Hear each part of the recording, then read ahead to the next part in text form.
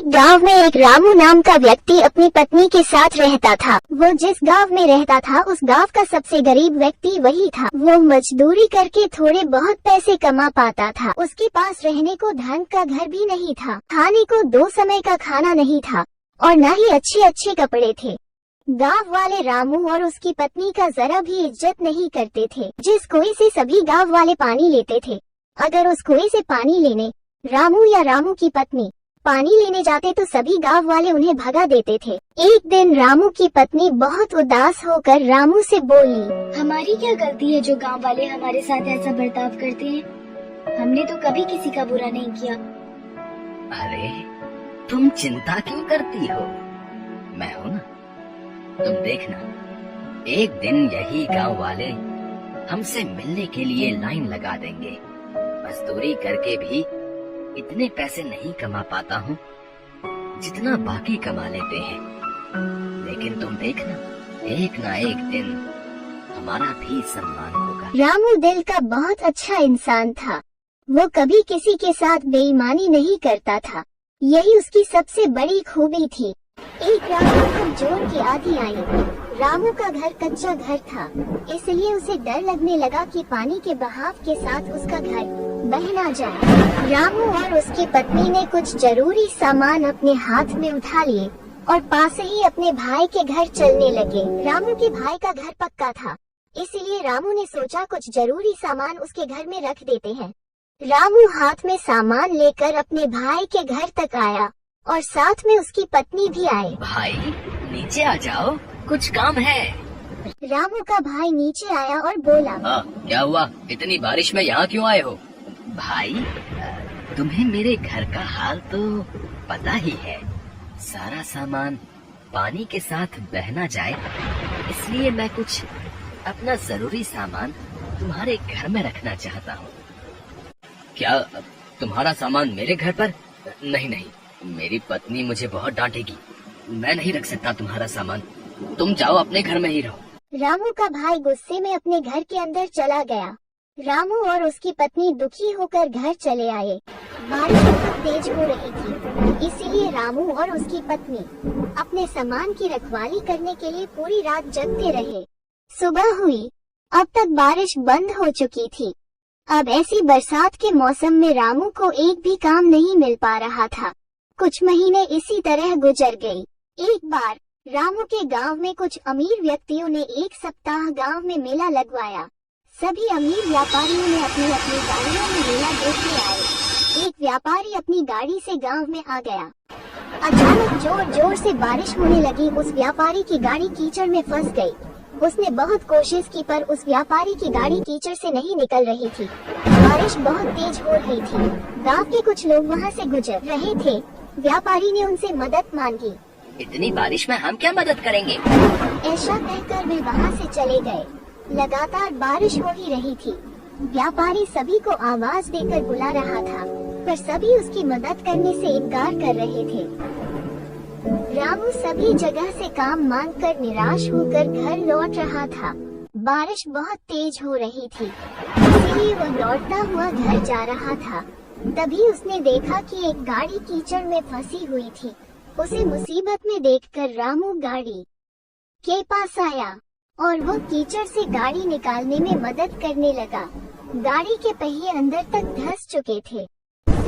साहब, इसके पहिए कीचड़ में अंदर तक धंस गए हैं। मैं पास से सारी कीचड़ हटाता हूँ, आप गाड़ी निकालने की कोशिश करें।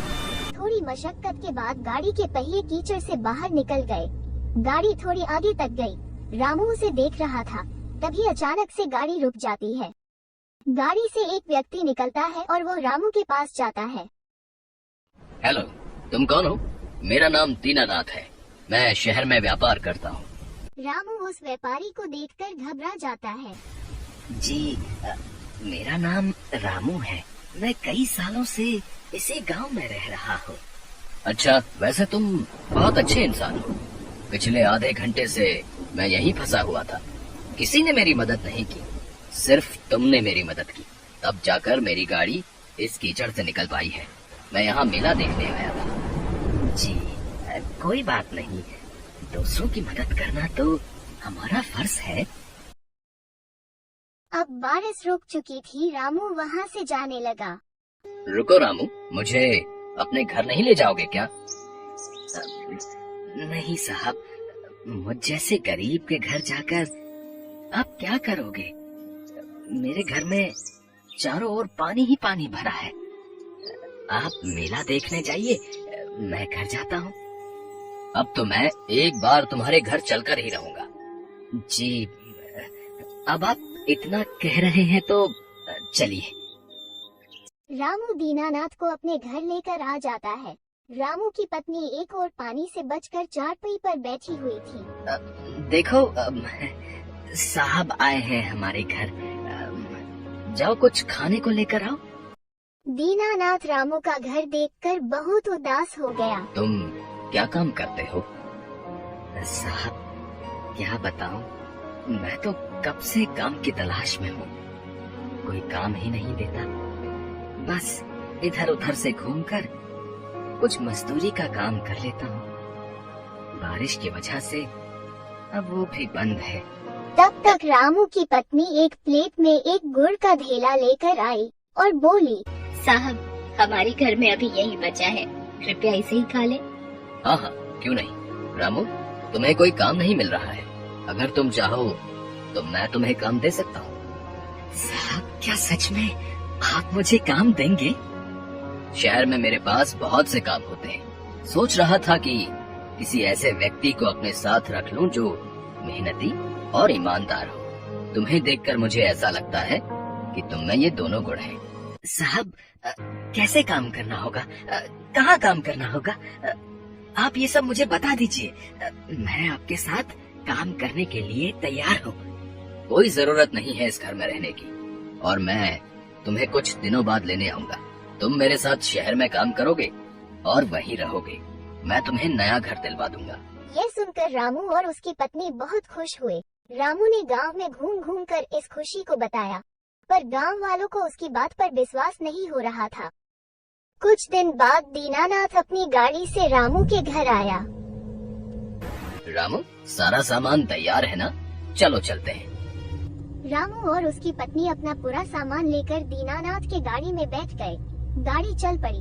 सभी गांव वालों का ध्यान उन्हीं पर था। दीनानाथ रामू और उसकी पत्नी को शहर लेकर आ गया। उसके बाद उन दोनों को रहने के लिए एक अच्छा सा घर दे दिया। रामू सारे काम अच्छे से समझ गया था। अब वो दीनानाथ के साथ काम करने लगा। रामू का घर बहुत सुंदर था।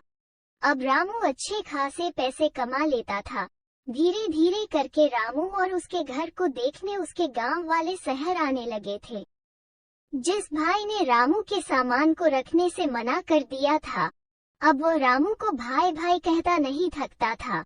रामू ने आखिर अपनी ईमानदारी से वो सब कुछ पा लिया था जो उसे अब तक नहीं मिला था।